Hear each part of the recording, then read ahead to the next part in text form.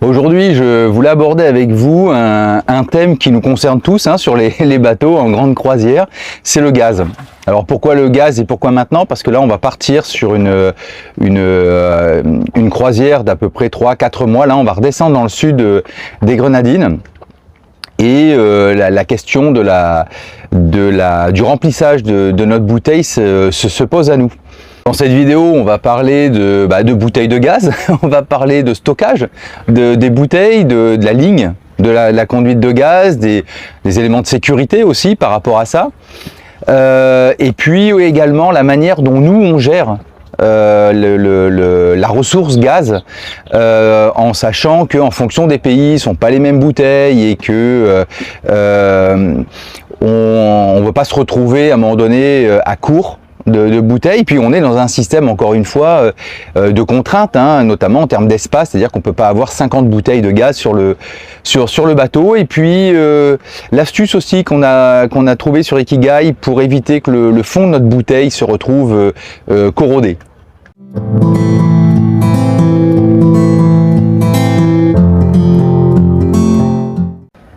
Bienvenue sur Ikigai Voyage, la chaîne où on parle de voile, de voyage et de changement de vie. Aujourd'hui, on entreprend de changer notre bouteille de gaz.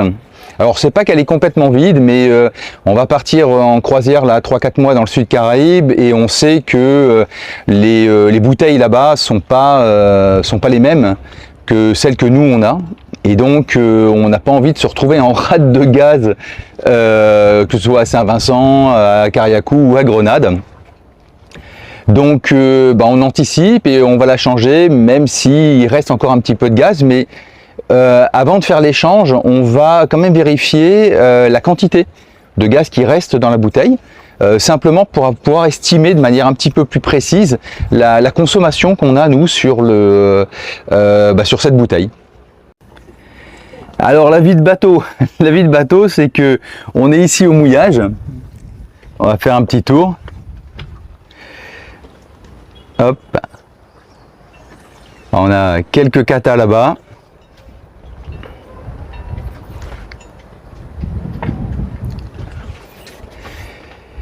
Et donc, il nous faut prendre notre bouteille. Alors c'est une grosse bouteille, c'est une bouteille de 13 kg, comme celle qu'on a à la maison. Mais cette bouteille, elle est dans un coffre. Et évidemment, les coffres, ils sont pleins. Donc il va falloir récupérer la bouteille qui est en bas là-bas, la sortir, la charger sur l'annexe et puis ensuite filer au ponton et la trimballer jusqu'au gars qui vend les bouteilles. Alors on a de la chance ici à Harley, le gars est le long de la plage là-bas, donc on n'aura pas à porter trop longtemps. Bon, je dis ça mais je me plains pas, regardez un peu la couleur de l'eau. Ce matin, on a encore pris le petit déj avec des tortues. Franchement, il y a pire.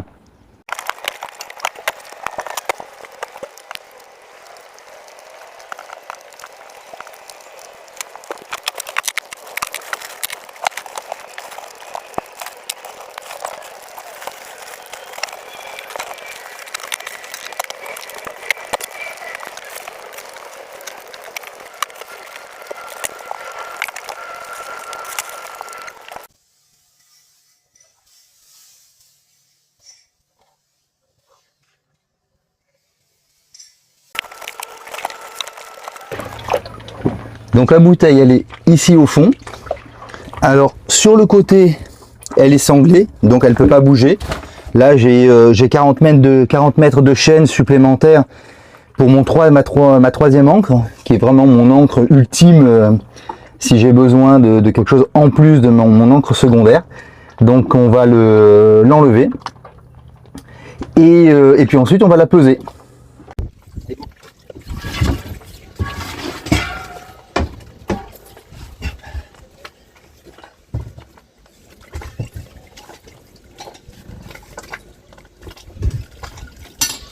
Ok.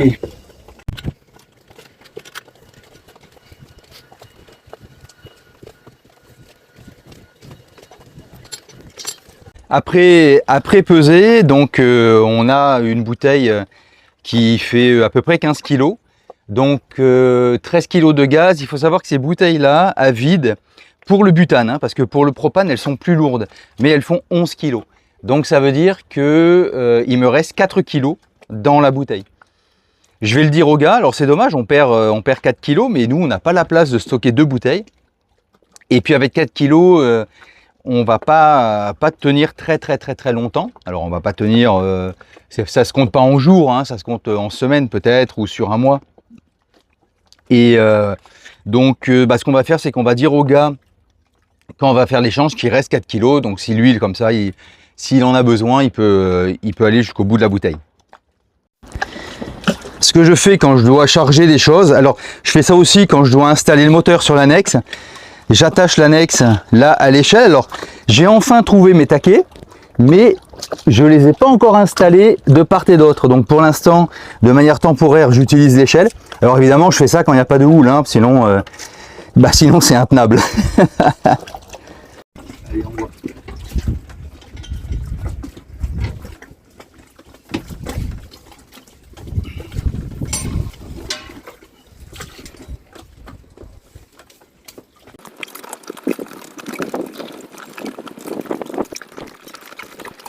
Allez, ça on a chargé, on est parti du bateau et on va au ponton qui est là-bas. Voilà. Hop. Et notre bouteille, elle est ici. Quand je montais des choses lourdes comme les blocs de plongée ou là la bouteille, ce que je fais, c'est que je la passe en double avec l'amarre. Du coup, avec cette amarre, la personne qui est en haut, ou alors si je suis tout seul, je monte, elle peut facilement hisser la chose lourde. On fait pareil pour descendre les courses dans l'annexe.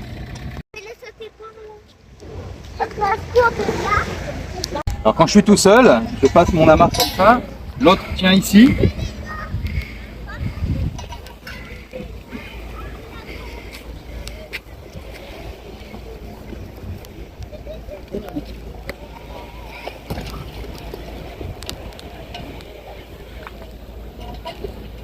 C'est plus facile avec un sac de course, hein. Après, l'idée c'est que je continue à être tenu ici, là.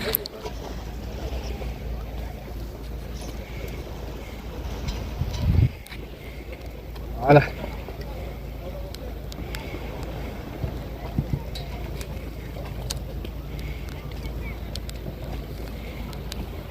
C'est que j'ai récupéré des vieux bouts de tuyaux de toilettes, des bouts de durite là. Et j'ai fait un fond avec des épaisseurs différentes de manière à ce que le fond soit à peu près à l'horizontale. Et je pose ma bouteille dessus. Donc à la fois c'est imputrescible et à la fois c'est drainant. Du coup le peu d'eau qu'on va retrouver au fond là vient pas sur le cul de la bouteille de gaz. Ce qui fait que les bouteilles elles s'oxydent beaucoup moins. Et puis surtout elles sont posées à plat. Et comme on a la sangle juste à côté, là, la bouteille, elle est vraiment bien tenue. Bon, ensuite, il y a du matériel autour, donc elle bouge pas et elle a jamais bougé. La bouteille a retrouvé son logement. Alors bon, sur un bateau, tout prend 3 fois plus de temps parce qu'à la maison, on ouvre le placard, on pose la bouteille. Bon, bah là, il faut passer un coup dans les fonds, il faut mettre la bouteille. Évidemment, le petit bouchon, quand on l'enlève, il tombe au fond, donc il faut aller se contorsionner pour le récupérer. Voilà, tout prend vraiment beaucoup plus de temps et toujours dans des positions invraisemblables, quoi. Bon, en tout cas, c'est fait. Maintenant, on va ranger le coffre, on va tout remplir. On va tester quand même qu'il n'y ait pas de fuite avec un petit peu d'eau savonneuse sur le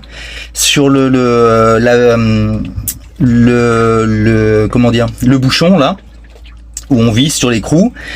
Et puis c'est bon. Ça y est, c'est fait. La bouteille, la bouteille est dans son logement. Donc nous, on a, comme vous avez vu, on utilise le coffre arrière bâbord pour cette bouteille. On n'a pas, elle est suffisamment grande hein, en termes de capacité. On a une grosse capacité de 13 kg. Normalement, on a donc avec le calcul, on a vu qu'on faisait à peu près 2,5 kg par mois. Donc là il nous restait environ 1 mois et demi d'autonomie, ce qui n'était pas suffisant. Alors si on était resté en France, en Martinique ou en Guadeloupe, on se serait pas cassé la tête parce qu'on aurait pu faire l'échange. On serait allé au bout de la bouteille et en restant 500 grammes, comme on avait fait la dernière fois, là on peut échanger la bouteille. Mais dans les Grenadines, à Grenade ou à Saint-Vincent ou à Sainte-Lucie, soit au moment de la descente ou au moment de la remontée, on serait tombé en panne. Et comme on n'a pas de place pour une deuxième bouteille, et on ne veut pas non plus cumuler les bouteilles, on préfère faire ça. Le gars était super content de récupérer 4 kilos, qui a tout mis dans son garage. Et voilà, comme ça tout le monde est content.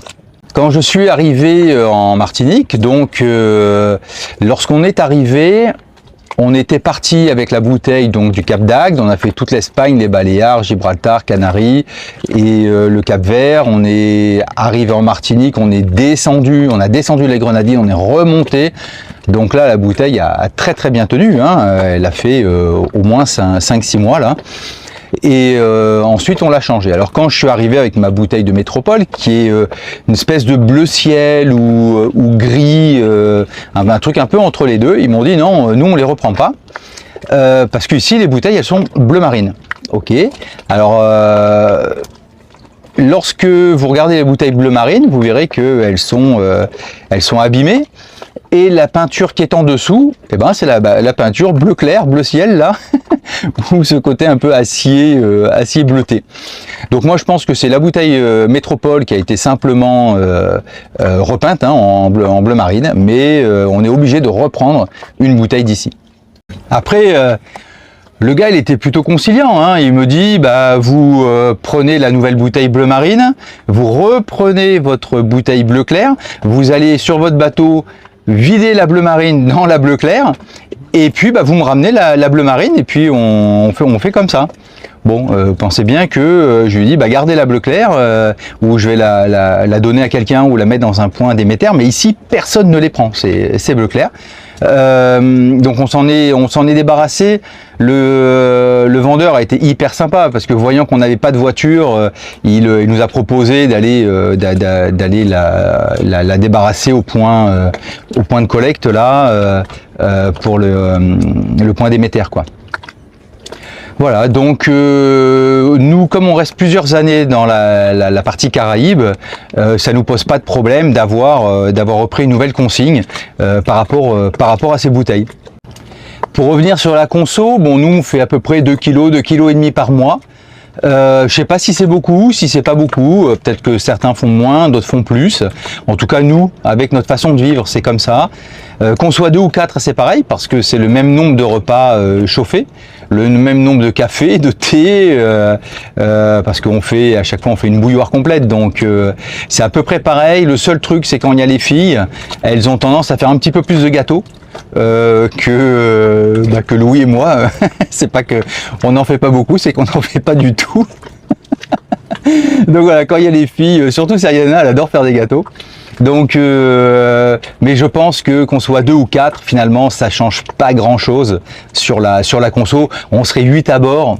Peut-être qu'en faisant plusieurs fournées, etc., ça consommerait plus. Mais nous, on est à peu près sur une base de 2 kg, 2,5 kg par mois.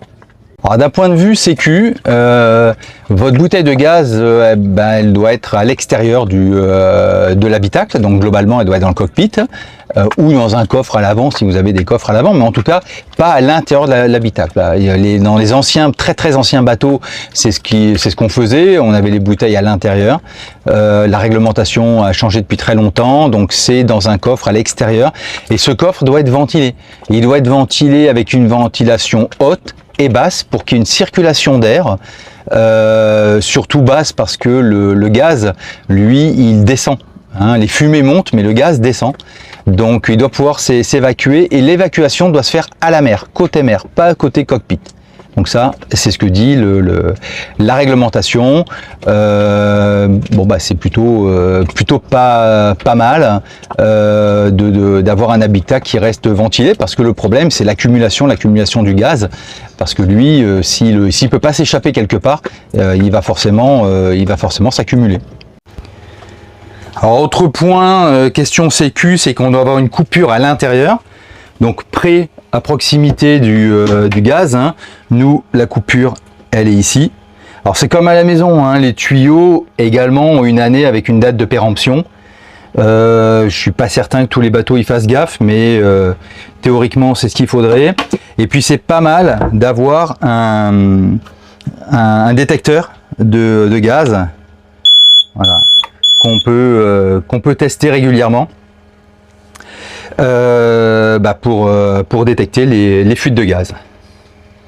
Alors il y a certainement beaucoup d'autres choses à dire sur le gaz, hein, mais voilà, je pense que le point principal, c'est le choix qu'on peut faire entre une bouteille de 13 kg, les grosses bouteilles, ou bien des bouteilles camping gaz. Alors beaucoup de bateaux de croisière sont équipés de bouteilles camping gaz, hein, des petites.